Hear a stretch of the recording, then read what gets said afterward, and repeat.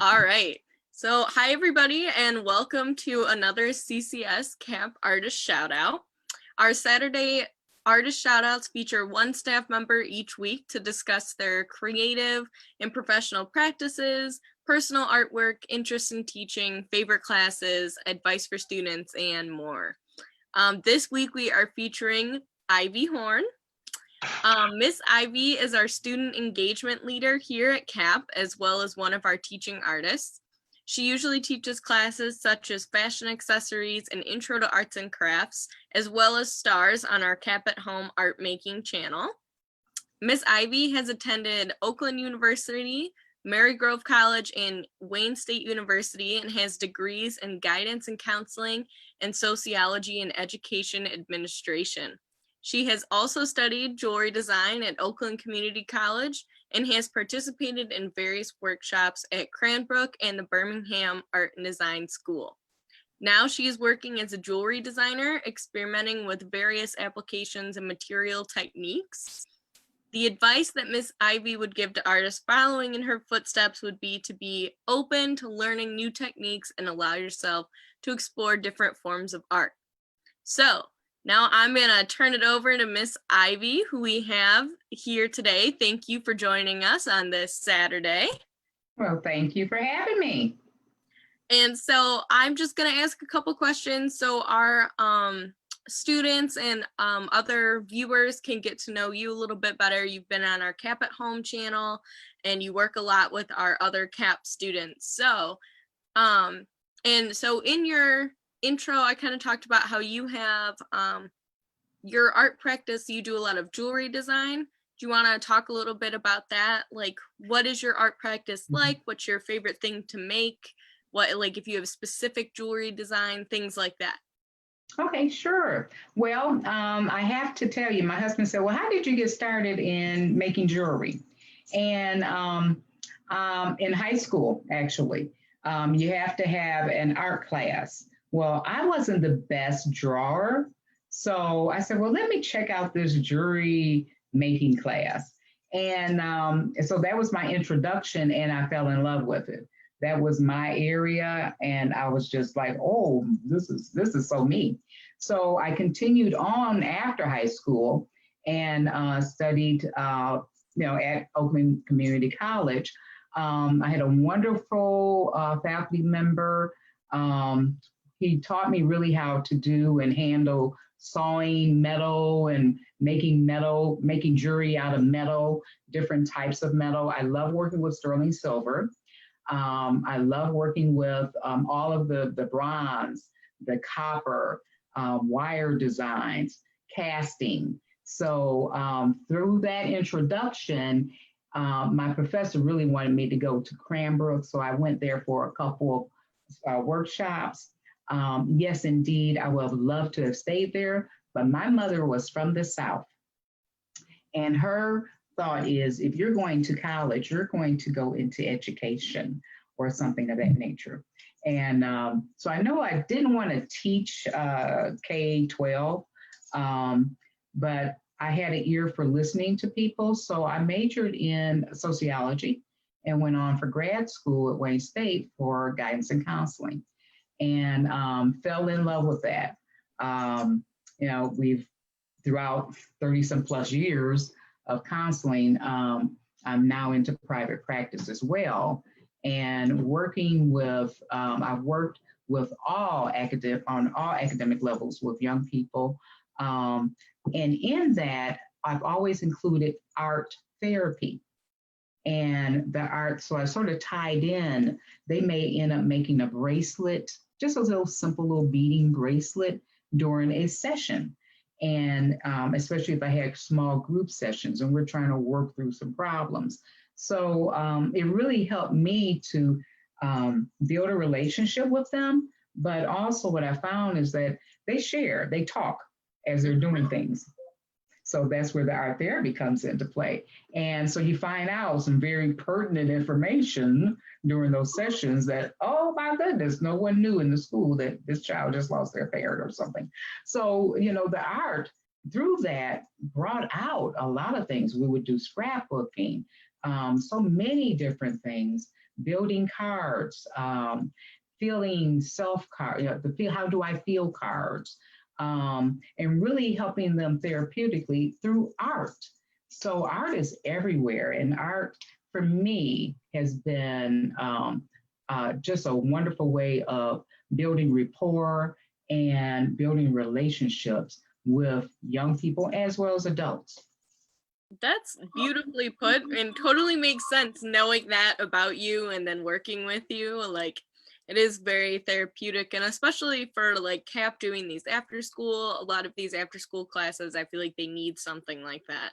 Mhm.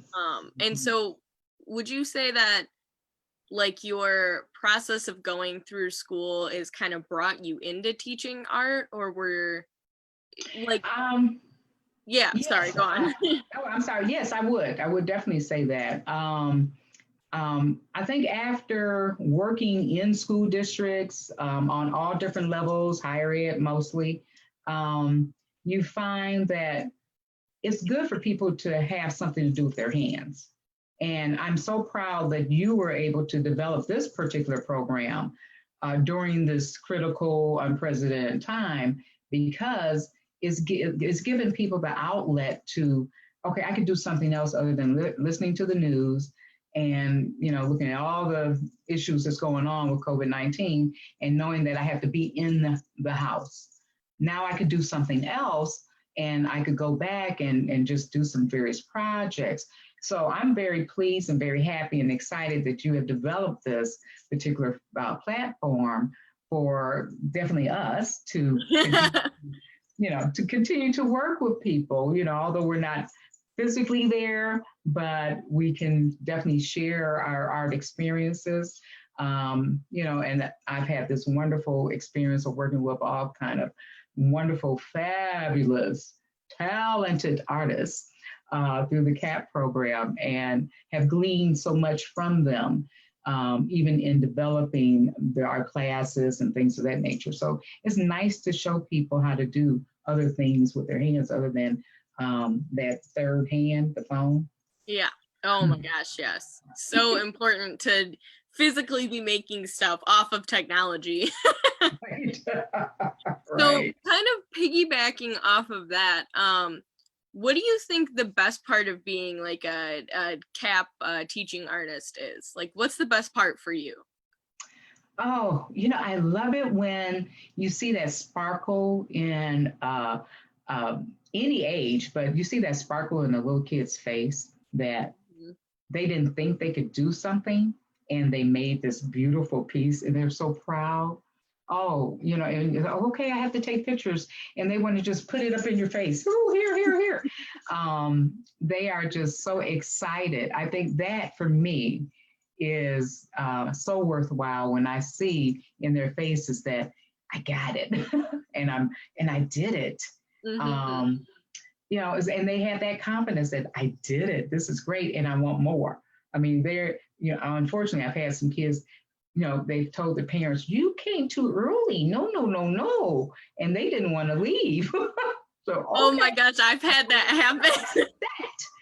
And I said, okay, well, it's okay. I mean, next week, next week. No, they came too early. I mean, they were just really getting on their parents. You just came too early. No, no. I've had that happen where then they are so into their project and then they just keep working and the parent ends up sitting in the corner for like Exactly. 20 minutes, like just to run Right. out. Right, right. So, when we give the kids instruction, we have to give the parents instruction. Right. Don't come in before class is over. I love that they get so into it though, like that passion and excitement. Like you don't see a lot, like Mhm. especially like in school, like I feel like when they have like when they're given this opportunity, especially like after school programs, they're Mhm. so about it. Oh, they love it. Yes. So, hopefully we'll move on the other side of this COVID-19 and come back to some form Right. of that connection. Hmm. So what is your favorite class to teach? Like, do you have a favorite class or a favorite material to teach like with or about or? Yes. Fashion accessories is fabulous. Um, taking fabric, working with leather. I've had young people to come into the class and literally make a leather bag within that class time. And just to see the right, and I mean, just to see the focus in their vision. And although I may show them, okay, this is a different way of connecting the bag together, they have some other ideas and they bring their ideas out. And it's just adding beads, redesigning a shirt, redesigning jeans, putting them on the sewing machine for the first time. Oh my goodness. Oh, I mean, it's just absolutely amazing. And males as well as females. I've had the males to design some fabulous clothes.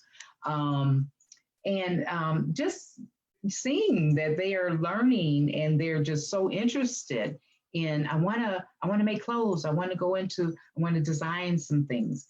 And when they do, they are just, they show off. They show off their outfits and what have you in their bags. And so I love doing the fashion design. There's so much that you can do. And so much that you can do just with an old t-shirt and turn it into a beautiful piece of work of art, with paint and beads and all different, sparkles to a certain limit, but yes, all different type of things. So I love to see their enthusiasm and just that, wow, I'm sewing, I'm learning how to sew. I know how to sew a button on. Okay, these are skills that are life skills that they're going to go off to college somewhere. They will at least know how to sew a button on their shirt. And which they're very proud of that. Incredible, because a lot of people do not know how to do that. Exactly. Right. Mend a sock, sew a button. I love to teach crocheting because crocheting, I think, is it's a dying art. My aunt in Mississippi, and I have to give her homage, she taught me during the summer when I was raised down there too, how to crochet. And that's an art that I have developed into I've made coats, purses, blankets. I'm making a blanket right now that's about king size right now. Yeah, I call it the COVID-19 blanket because my aunt started it when she was probably in her 70s. And it was just a little piece, 12 by 12, but she couldn't crochet anymore, obviously, because she was getting older. And so when she passed, I went down, I told her daughter, bring that little piece of crochet piece that Auntie was working on, and I'm going to finish it. So I've been crocheting and crocheting since March, right? Wow. It's now a king size spread. That's great. That's my woosah time in the evenings. That's how I wind down. I just crochet a row and then I go to sleep.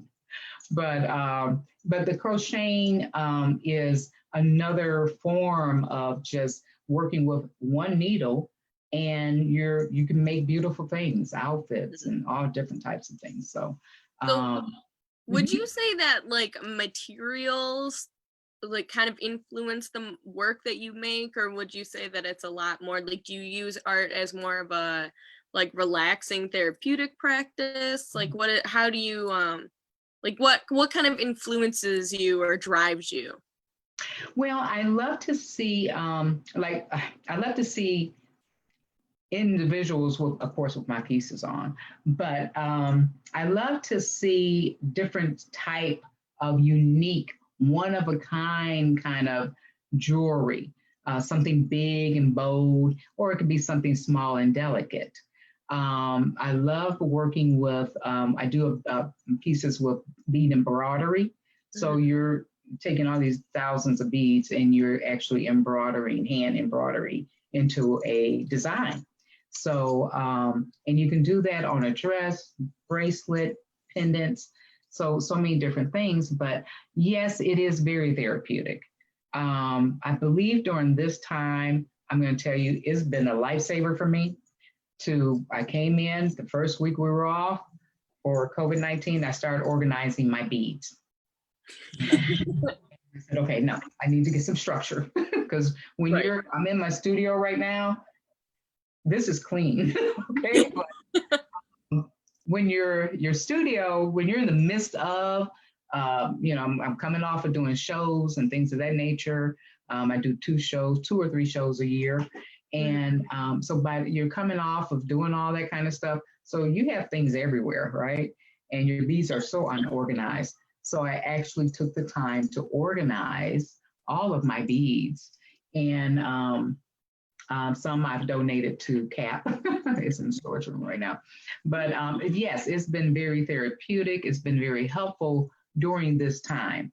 And that's why I think that this program, the CAP at Home, has been so important, not just for learning how to, teaching and learning how to do different things with things you have around your house, but it's been I think it's therapeutic to those who are actually engaging with us in our classes and finding that, this is really relaxing. It's really relaxing to paint a rock, It totally is. And I remember I'm a member of Alpha Kappa Alpha Sorority Incorporated, and during one of our chapter meetings, 180 women, during our meeting, we were doing a fundraiser, and they were painting pink and green rocks. So that was a fundraiser that we raised some funds for Kim Worthy's mission for human trafficking, but so many of them said, you know what, Ivy, at the end, this has been so relaxing. I didn't realize, I thought, it was like, oh gosh, this was so relaxing. I mean, we just sat there, we listened, but we were able to paint our little rocks and they took them home. So it was a nice little fundraiser. They enjoyed it. They didn't miss any part of the meeting. And they were just, oh my gosh, I felt so good. This was one of the best meetings. Good. I love that. The power of actually making something. Right. So you can turn, your meetings. And what I love about our meetings, when we're in the midst of that room, people are designing while we're meeting. Okay. They're drawing beautiful things, right? All of our colleagues, they're drawing beautiful things on the tables. I'm like, this is awesome. We should just walk around, just take a picture of what they're drawing. After every single CAP meeting, all the tables are like covered in drawings and stuff. Like they have to put paper down because we're just gonna. Right. So, but that's how we work and think. Yeah, I felt very comfortable coming in with my beads and doing a bead embroidery piece while we're meeting and just engage. It's been wonderful. So that's an artistic meeting, okay? Brainstorming artistic meeting is coming out. So we have fun in our meetings, just so you know, y'all. That's true, we do. All right, we have time for one more question. Okay. So for our last question, what advice would you give to young artists following in your footsteps? Well, I would tell them, number one, art is everywhere. You drive art, okay? The cars that you're riding in, you're driving around in, it was developed, okay, through an artistic format. You wear art, okay? It can be your glasses, everything, your clothes, it's everywhere in your life. So embrace it. Don't be afraid of it. It's okay if you don't know how to draw. I'm not the best drawer. Trust and believe, I am not. Okay, but I have learned from some wonderful, eclectic individuals, my colleagues, who are phenomenal in their own right, in their own so many diverse areas of art media. You learn how to put things together. You learn how to work with your hands. And I would say, try to use more your hands for good and developing things. And, right now I'm teaching a class where they're structuring wire formats, okay, sculptures, right? And people are like, what on earth? Yes, they're sculpting with wire, okay, chicken wire actually. But don't be afraid of it. Just engage, go out. If you see a unique leaf, if you see a unique rock, bring it home, okay? You'll be able to do something with it. So I would say that in your spare time. Yes, indeed. If you just want to draw something out, draw it. People, and what I have found working with young people is that you can't be afraid. You cannot. Okay. Mhm. Explore and just let it come on out. Whatever you may be feeling. This is one way that a lot of people get it out, how they're feeling. If they're not feeling the best, they will go to their sketchbook and they'll just draw their beautiful pieces or whatever, but they just have to get it out. You may be a singer. Okay. All right. Sing it out, whatever, but it's a way of relaxing. Don't be afraid.